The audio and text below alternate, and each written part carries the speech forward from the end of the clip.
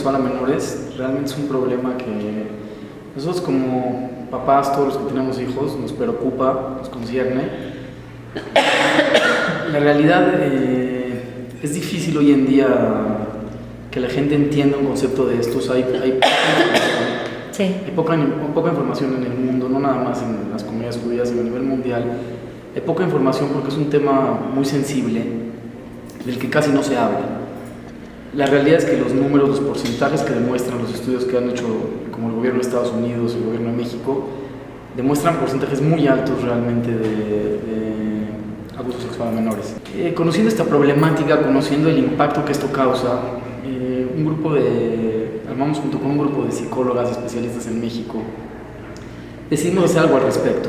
Y la única manera de combatir un tema que tiene tanto tabú es educando primero que nada a los niños, que los niños entiendan qué está bien y qué está mal, porque para ellos muchas veces es confuso, que entiendan los papás también, que entiendan que existe, que es una problemática real, es una problemática que existe en todas las sociedades. Los datos demuestran que no depende de clase socioeconómica, nivel de religión, nada de que todos los mitos hablan sobre este tema, muchos no son reales. La realidad es de que una persona, una víctima de abuso, tarda promedio 20 años en poder hablar de este tema. Entonces nosotros, al crear esta organización, por medio de la educación, creamos conciencia, tanto de los papás, para que tengan más cuidado con los hijos, tanto de los niños, para que entiendan más la problemática, desde una manera sana para el niño aprenderla. Y eso es lo que estamos trabajando ahorita en convenio con muchas escuelas de la red judía. Estamos trabajando en cómo lograr dar esa educación tanto a los papás como a los hijos, entrenamientos a las escuelas mismas.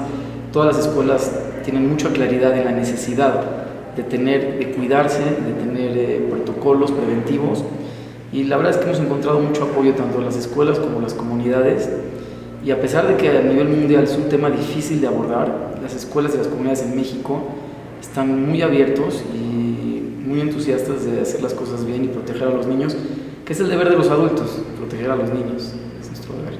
Hay casos, hay veces que el niño con cosas mucho menores puede llegar a tener una afectación más grande. No hay un parámetro exacto de qué es lo que más afecta y qué es lo que más afecta, dependiendo las cualidades del niño, dependiendo del tipo de abuso, dependiendo qué tanto se lo impuso el abusador de una manera traumática. Sin embargo, todos los casos realmente crean por lo menos un impacto importante en el niño y para toda su vida, no nada más en su niñez. Es algo que toda la vida le queda como un impacto fuerte. ¿Y cómo puede ser que con tantos valores que tenemos haya abuso sexual? O sea, ¿cómo es posible que esto suceda? Okay. Realmente, como te comenté antes, hoy en día vivimos en un mundo mucho menos violento que antes, en muchos sentidos, pero tiene mucho que ver con la educación.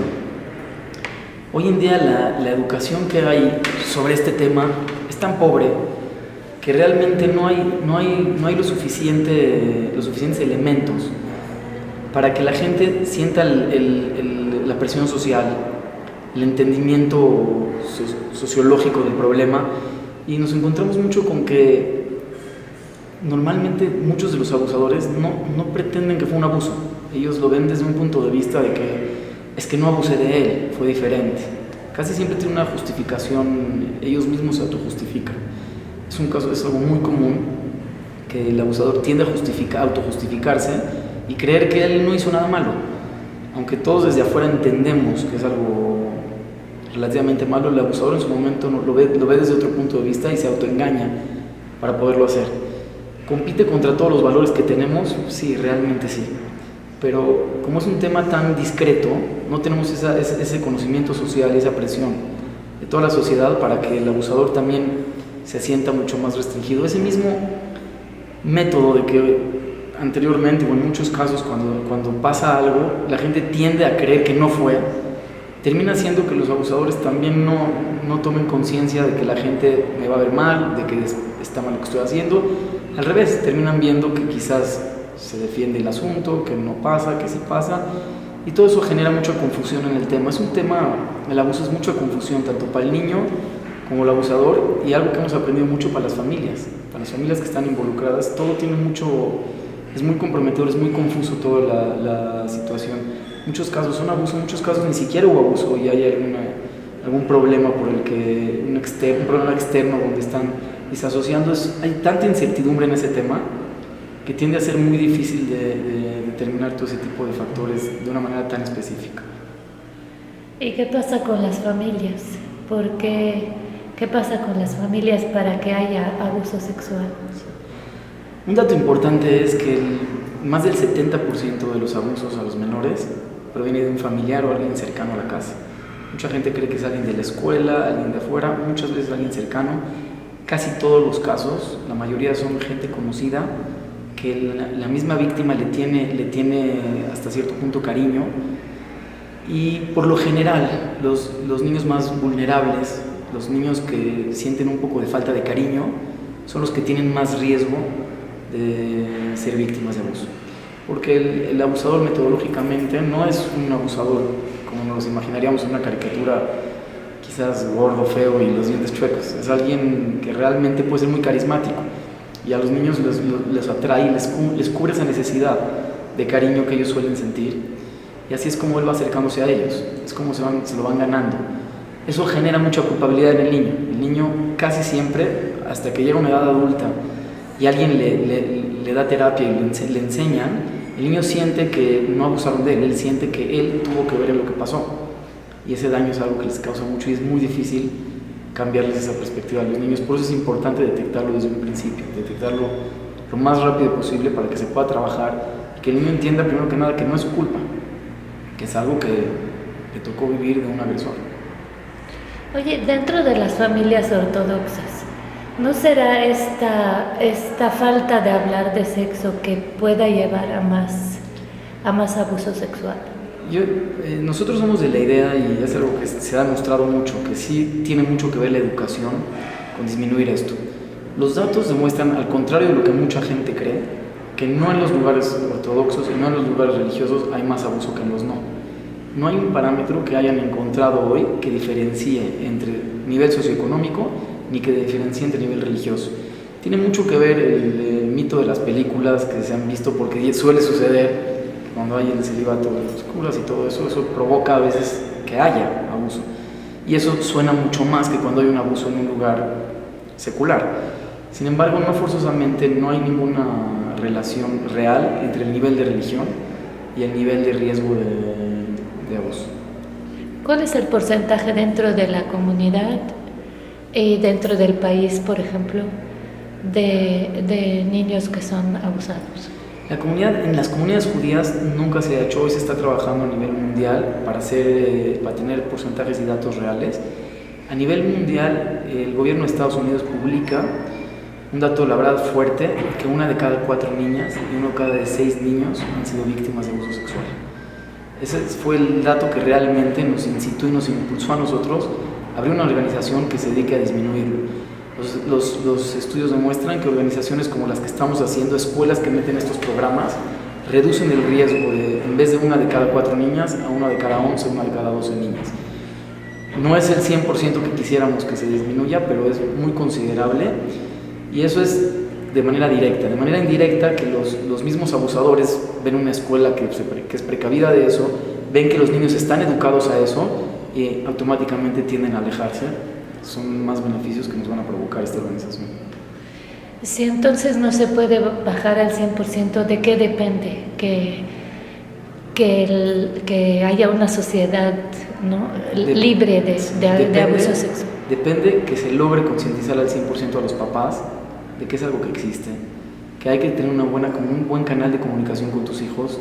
Es básico, es demasiado importante, casi no negociable, que haya un buen canal de comunicación entre los niños y los papás, entre los niños y los maestros. Esos canales de comunicación, esa fuerza de enseñarle al niño a saber decir que sí y que no, y poderle contar a tu papá, y poderle contar a tu mamá, y que nadie te puede decir, si les dices los mato, o vas a destruir la familia, ni ninguno de esos tipos de términos. Eso es lo que realmente va a terminar generando una sociedad mucho más consciente, y a partir de ahí, insisto, creemos que entre más educación se va a disminuir y esperamos algún día lograr, si no el 100%, lo más que se pueda de que esto deje de existir. Yo sé que en las familias también hay una negación, que dice uno, no, en mi familia no, o sea, eso no sucede, mis hijos no, ¿cómo combates eso? De hecho, la negación es el peor enemigo de la seguridad de los niños, porque el negarlo es lo que provoca de que los abusadores sigan siendo abusadores y de que los niños sigan estando en riesgo de ser abusados. El primer paso es, si un niño dice algo, creerle. El primer paso es saber que esto puede pasar, que tenemos que cuidar a nuestros hijos.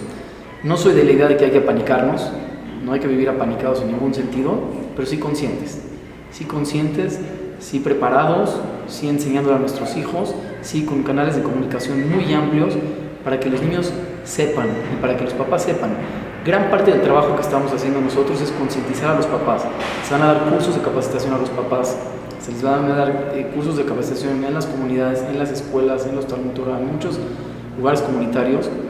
Los Fajamim mismos están preparándose también.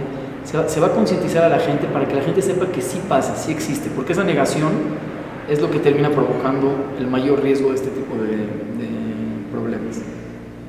¿Cómo superaste tú el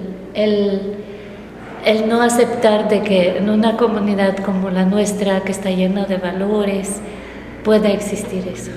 No sé si se llama que ya lo superé, pero más que haberlo superado, la verdad es que a nuestro grupo nos preocupó mucho este tema.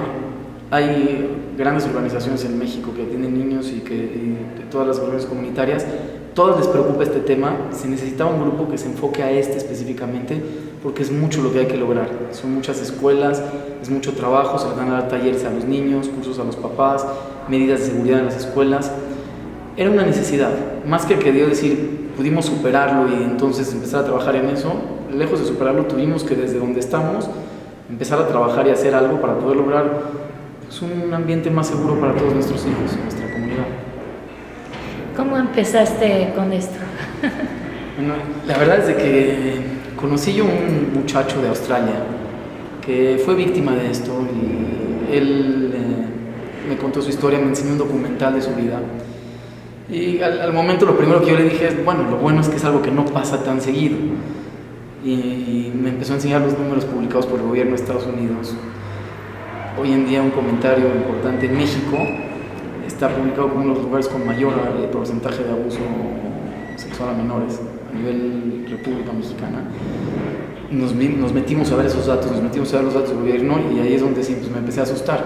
A partir de ahí, mucha gente se nos ha acercado al grupo y nos han contado y nos han dicho, y pasa mucho más de lo que nosotros mismos creíamos. Esa es la realidad de las cosas. A partir de ahí decidimos actuar y hacer algo, y gracias a Dios hoy estamos en eso. ¿Quiénes son ustedes? Tenemos un grupo nosotros de aproximadamente 12 personas. La directora del proyecto se llama Alice Michan y Esther Laneado, son las directoras. Pero tenemos la verdad un equipo increíble de gente trabajando con ellas. Maravilloso lo que se ha logrado en 6 meses que tenemos existiendo. Se ha logrado mucho más de lo que cualquier organización podría haber logrado en tan poco tiempo, la verdad, con el tiempo muy encima, porque el problema nos está absorbiendo.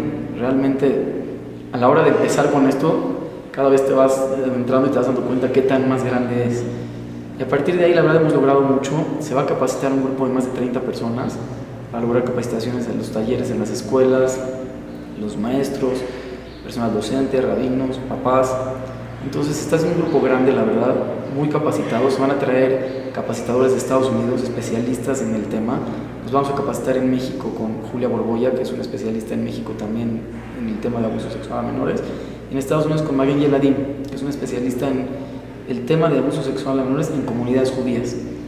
Y haciendo una combinación entre estas dos, se está creando un programa muy perfeccionado y de los estándares más altos a nivel mundial para poderlo meter en nuestras escuelas, garantizando la seguridad mental principalmente, psicológica de nuestros niños, que no queremos llegarles de una manera agresiva en un tema como este. Se va a hacer de una manera con mucha sensibilidad, divertido, sin tocar temas de la sexualidad con tanta dificultad, sino de una manera amena y por medio de talleres especializados para niños.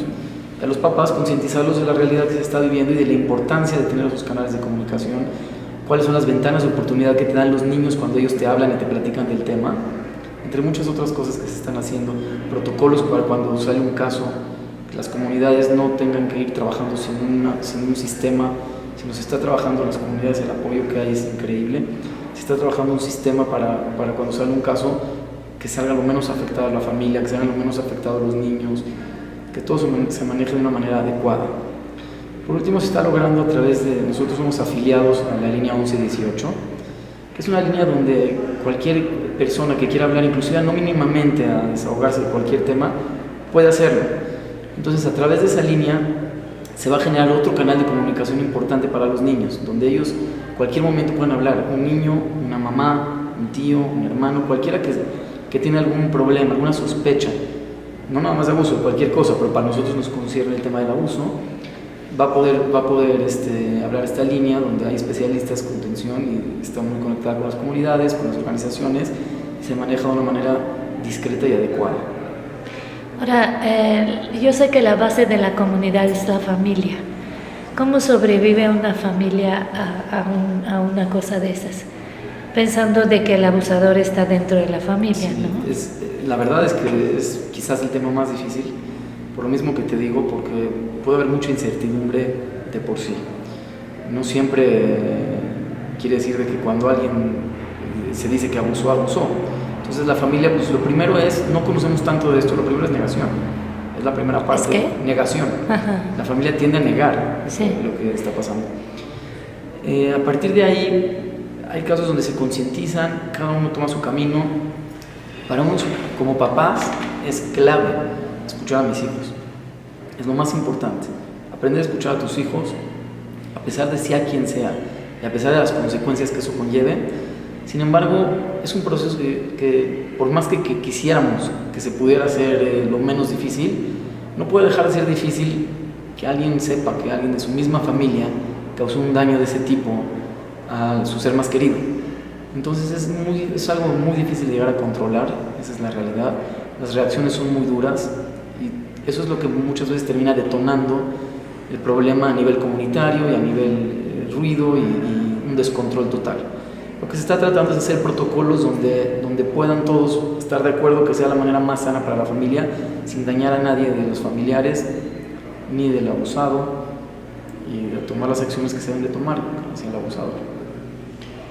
Un niño que ha sido abusado, ¿cómo le afecta su futuro? ¿Cómo le afecta su vida? Hoy en día los datos que hay de las consecuencias y el diagnóstico de cuando un niño es abusado, sí son datos, la verdad, muy duros. Los síntomas que demuestran son fuertes. Depende mucho aquí el tiempo. Parte de lo que vamos a lograr en nuestros talleres es por medio de la comunicación que se genera con los niños, además de que van a saber decir no, van a saber comunicarlo. Entonces, en el momento que lo comunican, se puede empezar a atender.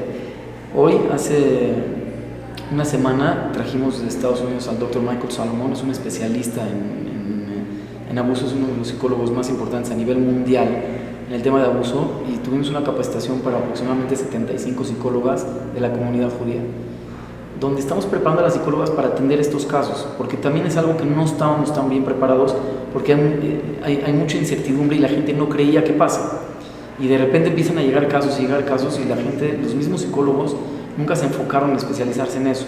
Hoy se están dando esas capacitaciones, se están preparando, tenemos muy buenos psicólogos en México, la verdad, sobre todo en la comunidad, y se están preparando, el mismo grupo Kolbe Koach, estamos trabajando en preparar a los psicólogos más para que puedan dar una buena atención. Un niño bien atendido, salen adelante. Si está atendido a tiempo, salen adelante, hay cómo salir adelante, hay apoyos, hay manera, la comunidad apoya mucho, las comunidades de México apoyan mucho, y los psicólogos tienen las herramientas para solucionarlo. La clave es creerles y atenderlos. Y por otra parte, ¿por qué le llamaron Kolbe Koach, por ejemplo? Kolbe Koach significa voz y fuerza. El concepto viene de darle voz y fuerza a los niños. Como me comentabas tú cuando me preguntaste qué es el factor que provoca normalmente que sucede esto en las víctimas, tiene mucho que ver a veces como te comenté, la falta de cariño que siente el niño, o falta de fuerza, falta de autoestima. Aquí lo que hacemos es voz, darle un canal de comunicación, es call, la voz, y coaje es darle fuerza al niño para poder decir no, en un caso que ya le pasó, para poder salir adelante, para poder decir sí pasó, para que su familia lo apoye. Entonces concuerdan muy bien el concepto de call, de coaje, voz y fuerza para nuestros niños. ¿Y cuál es el futuro? ¿Cuáles son sus planes para el futuro? Bueno, actualmente estamos en el proceso de a corto plazo de empezar ya a dar talleres para las escuelas, empezar a capacitar, a meter medidas de seguridad. El plan a mediano plazo es lograr hacer protocolos para que cuando salga un caso se maneje lo que platicamos de una manera adecuada, y al mismo tiempo ir capacitando lo más que se pueda a los psicólogos para todo este tema de atención, que se genere una buena atención y lograr por medio de este grupo siempre tener presente cómo manejarlo, cómo prevenirlo y cómo solucionar todo este tipo de situaciones en nuestras comunidades. ¿Cómo se manejaba antes? La verdad, no había un protocolo, no hay un protocolo firme. Hasta hoy ni siquiera lo hay definido, se están creando protocolos, pero no hay un protocolo como tal. No hay un protocolo como tal de cómo se debe manejar el caso. Eso mismo afecta mucho porque se va tomando una decisión y luego otra, y conforme van saliendo los problemas se van solucionando. Lo que estamos trabajando es tratar de lograr, con especialistas de Estados Unidos, de México, ya especializados en el tema de protocolos para casos como estos, lograr tener protocolos sanos donde se lleve de manera adecuada un caso como del nivel de este tema. Una persona que necesita apoyo, ¿qué debe de hacer? Depende de lo que esté buscando esta persona, pero lo que te comentaba, está la línea 1118, que es donde puede encontrar apoyo en el sentido que necesite, y la línea 1118 lo va a canalizar exactamente de la manera que deba ser canalizado. Se puede manejar completamente anónimo, es una línea muy discreta, que se está trabajando muy bien, con mucho profesionalismo, exactamente para poder lograr eso, que la gente pueda tener la tranquilidad de que se va a manejar bien, que se va a manejar discreto, y muy importante, que sepan que existen ya protocolos y acciones que lo defiendan, que lo cuiden, que protejan su integridad, porque la gente tiene mucho miedo de hablar de este tema.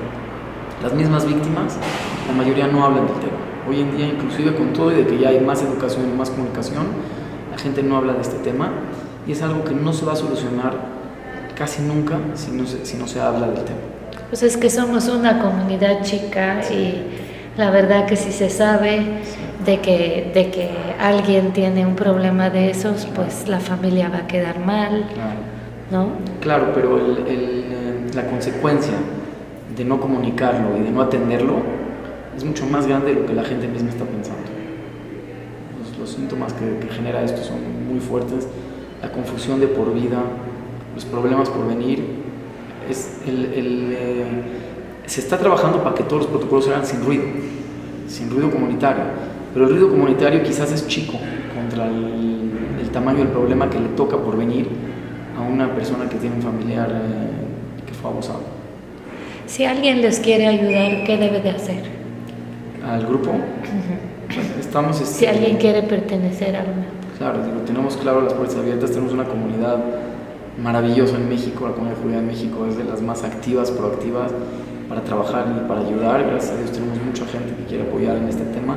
A todos nos interesa proteger a los niños, y tenemos el grupo abierto, o sea, tenemos nosotros opciones para hacer, gente que tenga la capacidad y el carisma para dar talleres a niños.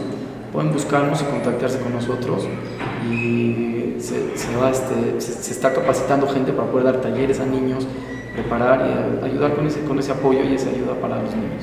¿Quién les da fondos? Bueno, hoy en día estamos en recolección de fondos. Hay gente, la verdad, los que nos han ayudado muchísimo, les agradecemos de todo corazón, pero pues sí, estamos todavía en un gran proceso de recaudación de fondos, porque es un proyecto ambicioso donde estamos metiendo los programas de estándares de calidad más altos a nivel mundial. Obviamente pues tiene su costo alto, y estamos trabajando en todo eso de la recaudación. ¿Y cómo ha sido la recepción de la gente cuando les platicas y les pides que apoyen? Sí, sorprendentemente, sí, todos, la primera reacción es no puede ser que pase tanto, esa es la verdad. La primera reacción de todos es no está pasando, no pasa tanto, algo tienen malos datos. Casi todos se quedan con la curiosidad e investigan, y todos terminan diciendo wow, es real. Entonces, uno de cada 4. Una de cada 4 niñas, Niñas. uno de cada 6 niños. Ajá, y también en la comunidad. No hay datos específicos de la comunidad, no se han hecho como comunidades judías ni en México ni en el mundo. Se está trabajando, como te platicaba antes, una organización a nivel mundial, está trabajando, se llama Colbeos, está trabajando para hacer estadísticas en el mundo judío. Pero tú ¿cómo lo ves? O sea, ya que estás empapado. Sí, es como, porque pues somos un microcosmos Sí. de Lo único México. lo único que sí te puedo decir es más común de lo que hubiéramos creído, mucho más común de lo que hubiéramos creído. Es un dato triste, pero por lo menos lo sabemos y ya estamos trabajando sobre eso.